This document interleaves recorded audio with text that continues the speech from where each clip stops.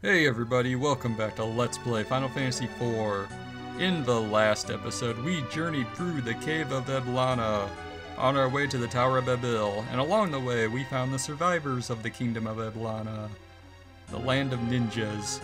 And we met their prince in this very room, the Ninja Edge. He was in a battle with Rubicante and lost, unfortunately. It was a scripted battle, so we didn't really have that much high expectations there, but comes at the whopping level of 25, and he comes equipped with a pair of kunai. Yeah, he's a dual-wielding character like Young, only instead of claws, although he can equip Young's claws. That's why we hang on to those. You don't want to get rid of those. But he comes with 2 swords, and I gave him a rune ring, the extra one that I bought back in the Dwarven Castle a few episodes ago. You know, that gives a boost to his wisdom and will, so his ninjutsu techniques are boosted a little bit. I don't really use them that often, but anyway, he was busy digging a tunnel to the Tower of Babil, and it leads nowhere. We're in the outskirts. Why this bridge area was here, I don't know. How are we supposed to get in? Exactly, Cecil, how are we going to get in? Leave that to me. This is my patented pass-through-walls technique. Hiya! And ooh, just like, as you would expect from a ninja, he can do all sorts of amazing feats. He can replace his body with logs to avoid attacks, and create multiple copies of himself, and summon up the elements with his ninjutsu, and you know, you better believe it, he can do all that. And please don't stop watching if you got that reference. But anyway, we're back in the Tower of Babil, the upper levels this time. There'll be different enemies. Yep, now Mad Ogres are a regular encounter. They don't just hide in treasure chests anymore. And I also took that time during that battle to change up Cecil and Kane's weapons to their ice gear. And Edge, I had him equip the Fairy Claw because that does quadruple damage to Ogre-type enemies, giants. Yeah, just some more Mad Ogres. And we have a new enemy, the Remedy Bombs. These guys are weak against ice attacks. So I'm going to switch out the Fairy Claw for the Ice Claw now. For Edge. Yeah, Edge has different abilities. He has the ninjutsu techniques like we saw in the fight against Rubicante, like his flame attack, which didn't do much good against Rubicante. You know, you don't fight fire with fire in this game. That's just silly. You heal the enemy that way. But anyway, I think we may have just stumbled across a super rare drop. I believe we have just gotten Rydia's bomb summon. I was about to talk about how rare and unlikely it is to get that. I'm going to go see if that is what I'm thinking it is. If it is, it's the bomb summon. Remedy Bombs are the first enemy in this game that drop this summon. There are 4 different summons that are rare drops. They're not really good summons, but just getting them is like just one of them in a single playthrough. It's just like, it's quite an accomplishment. And Rydia has acquired the bomb summon magic. I am amazed that that actually happened while I'm playing this. That is pretty awesome. It really doesn't do much. Let's see if I can get an explanation for it. Probably not. Nope. But yeah, that's something else, alright. I was not expecting that to happen, and I totally lost my train of thought. What was I talking about before that? Yeah, well, you want to defeat Remedy Bombs quickly because they can self-destruct. And they're weak against ice attacks, although the Bio Spell is probably the best course of action with Rydia. But anyway, yeah, that's pretty awesome, actually. I wasn't expecting that. You can get, there are 3 other summon drops. The Goblin, which, like, you know, like Goblin Captains and stuff like that will drop it, or just regular Goblins would actually. That does, like, I guess the Goblin Punch attack. It's not very effective. And we also have the, I mentioned in back in the Cave of Power that the Mind Flayers, they're a summon. And we have a mystery egg that I'm just going to kill. And the last one, what was the last one? We got Bomb, the Mind Flayer, the Goblins, and the, it'll come to me eventually. Yeah, what was that last one? but it's not really anything to get excited about. But if I remember it, I'll let you know. Then we have new enemies, the Sorcerers and the Ice Warriors. We want to defeat the Sorcerers first. Defend. Do not attack the Ice Warriors yet. Rydia is going to turn them into pigs, because they counterattack pretty much anything with physical attacks. They counter a bio, and if you hit them with magic attacks, they'll cast Reflect on themselves, as you'll see in just a moment. See, they're trying to cast Reflect, but it no longer works. And that should defeat the Sorcerers. The Sorcerer functions the same as the Marians back in the Tower of Zot and the lower levels of Tower of Babil.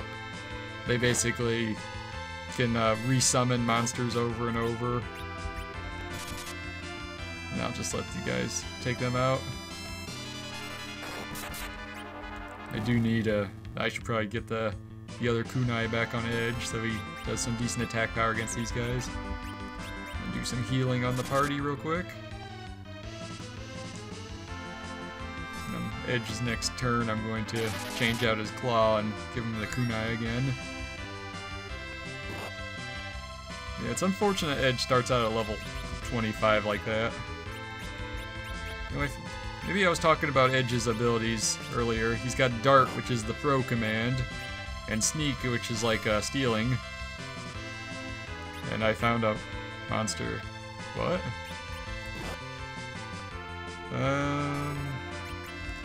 I don't know what that did actually. That's weird.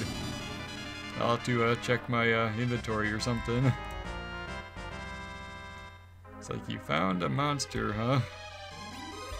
I doubt that put anything in my inventory. Nope. Maybe that isn't. I could have sworn he had the steal command. It should be that anyway. But alright, in this excuse me. In this treasure chest, we're gonna have some more Mad Ogres, so Fairy Claw time for Edge. Is everybody healed up alright? Yeah, I think we'll be okay. So let's defeat these Mad Ogres. There's gonna be 4 of them, the most we've ever seen so far. So we're gonna have Kane jump, Cecil attack, Edge will attack as well. Magic is pretty much useless against these guys, so Rydia's just going to defend when her turn comes around. Luckily she's in the back row, so she won't get hurt too bad. Rosa, you're going to make them tiny, because that'll make things a lot easier for us, and we could just take our time beating up the little itty bitty ogres. If we get lucky, Edge can charm them with the Fairy Claw. He's not strong enough to kill them in one hit, and he can't do Young's build-up command, unfortunately. I'm gonna start missing that ability. I miss Young in general. It's too bad he had to die in the tower, in the lower levels of the tower. He was a swell guy. But anyway, that doesn't do us any good now. So let's just finish these guys off.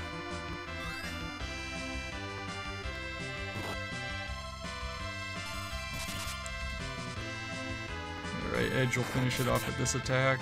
Oh yeah. If only he did that kind of damage normally. And we got the Ogre Killer Axe. That can be pretty useful when you're fighting against giant type enemies. I'm probably just going to leave Cecil with his swords. I don't really use the axes very often when I play the game. But, you know, it helps against some of the giant types, and Kane can equip it too. Haha, that last Remedy Bomb died by having its HP run out. Let's see, how are we doing on our HP? I don't want our HP to run out. Alright, we should be okay. To the next floor. Now we're going down the tower instead of up. Passed by that door for now. And we have a new enemy, the Lightning Spirit, which is pretty generic, I believe. Just don't use electric attacks on it. Oh crap. Unfortunately, it's a back attack. And I think I was mistaken before. I don't think the Remedy Bombs are actually weak against ice, if I mentioned that earlier. It's projectile attacks that they're weak against. So Edge, you'll swipe out that with your boomerang. It's way down here, unfortunately. There we go. Now I'll go for that, and when Cecil's turn comes around, I'll have them change rows. Hopefully Rosa and Rydia don't take any more hits until then. The worst part about the back attacks. Ah, crap. Alright, we'll cast Bio on these guys. See, look at that, that's a bit better. Alright, Rosa cast Mini on the Ogre.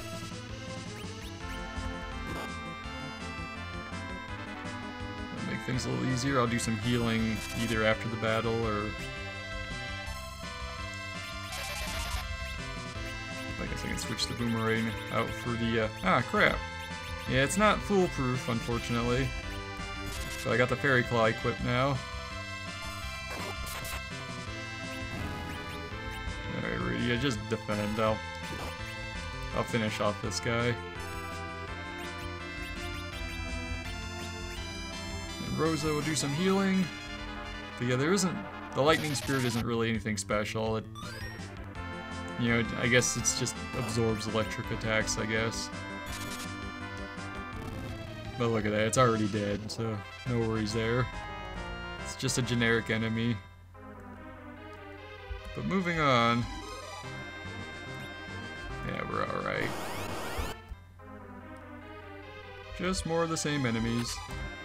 And here we get a Lilith's Kiss, which I don't really care about. And up there's that teleporter that Rubicante took back when we fought Dr. Lugi, or Lugay, or Gay, I don't know. However you say his name, but that's basically where he wound up after he warped out. We can't use that either to go to the lower levels either. It's kind of just a bad guy exclusive thing. Crap, which way do I want to go? Is it this way? And we have new enemies, the Quar and the Lemia. Yeah, we want to defeat these guys quickly. I believe they're all susceptible to Piggy, so Apparition Rod will hopefully do the trick. Alright, we can confuse the Quar. Maybe that'll well, too late now, but it might have instant killed its ally. Yeah, if I had left it alone, it probably would have killed itself or the Lamia with the blaster attack. And it counterattacks, so you have to kill it in one hit if you don't manage to like inflict a confusion or something. Why I still have the Fairy Claw on edge, I don't really know specifically, but yeah, and the Lamia counterattacks with Lure, which basically confuses your party members. And I was hoping it would kill itself, that would have just been funny. Alright guys, take him out. There we go.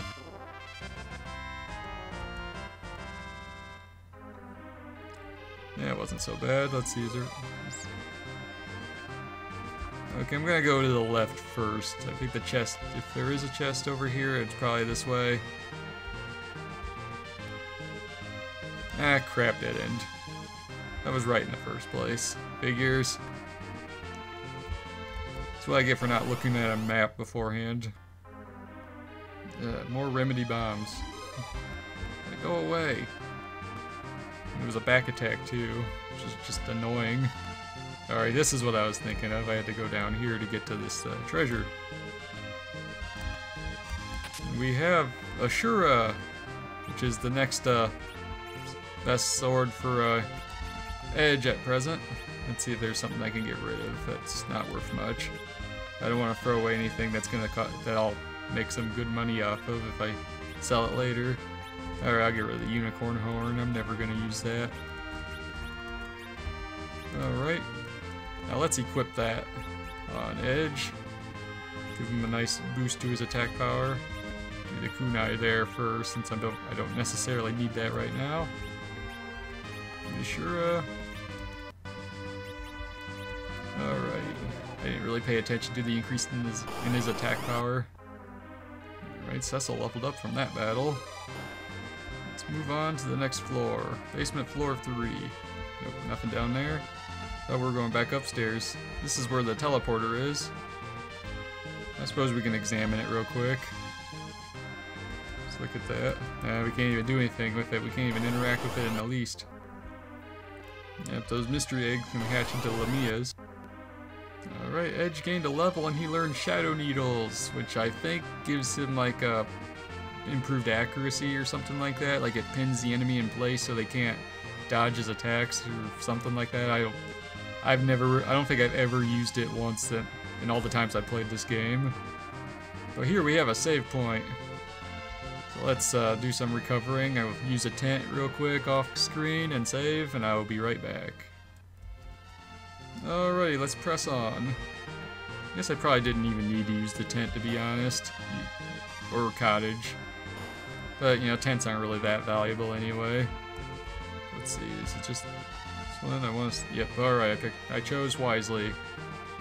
Alrighty, before we go into that central area, there's one last treasure chest to get over here, and this will be it on treasure, and we got 82,000 gil! It's over 80,000!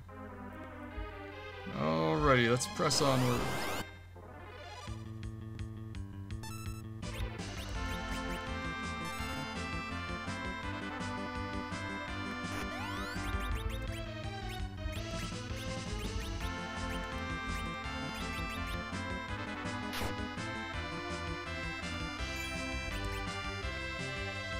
Oh crap, it's a green dragon.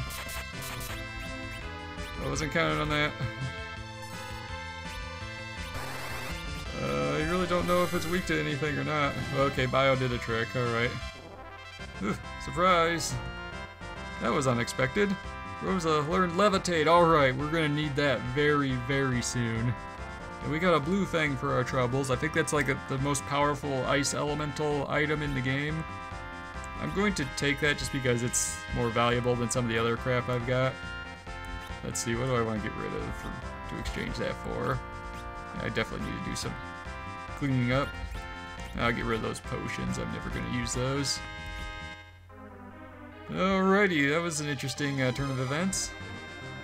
But what awaits us up here? Let's find out. What the? It's the king and queen. Edge. Mom, Dad. I'm so glad you're here. Thank God you're safe. Oh, Mom. I was so worried. Edge, come. Yes, come with us. Where? To hell. Or to hell. Look out. Holy crap. It's a boss battle. Oh wow, they've really changed. If you want to die so badly, I'll send you all to the sands of hell. That's a little different. So our preconceptions of hell are a little off. It's more like a desert. And you guys he totally missed with his Fire 2 spell. This battle is kind of scripted actually. Dad, Mom! What happened to you?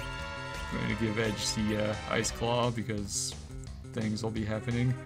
But this battle is scripted. You really don't have to do anything if you don't want to. I'm going to try sneaking on them. Maybe they're holding items. And you found a monster. Okay, I guess that's the same as a failed to steal attempt. But you don't even have to damage these guys. It doesn't really do anything. This is basically just a story event. It's me!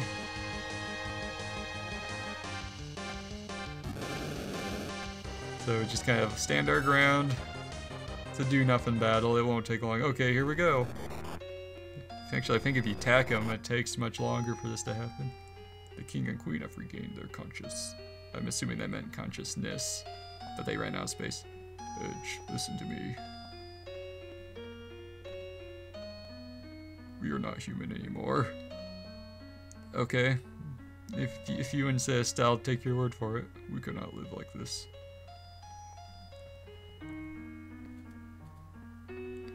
We have nothing to live for. Yeah, they got turned into monsters. Wonder who did that to them. Oh, we're still sane. We must leave this world. No, they're gonna take their own lives so that they're not used as monsters by Golbez and his men. No, don't go! I don't care if you're a monster. You're still Mom and Dad. Oh, no, his dad died. Goodbye, Edge. Wait, Mom. No. I still haven't fully decided on my Edge voice, unfortunately. But that's a really depressing scene. Yeah, I'm not gonna try to attempt that, y'all. Oh my god. That was terrible. Crap. And Rubicante shows up just to make things better. And, well, I think next time we're gonna take on Rubicante. So he doesn't look very happy about this turn of events either. Apparently Lou GE or whatever, it's the one that did that to the King and Queen. But we'll deal about that. We'll deal with that next time on Let's Play Final Fantasy IV. This has been Phoenix Down, and I will see you guys next time.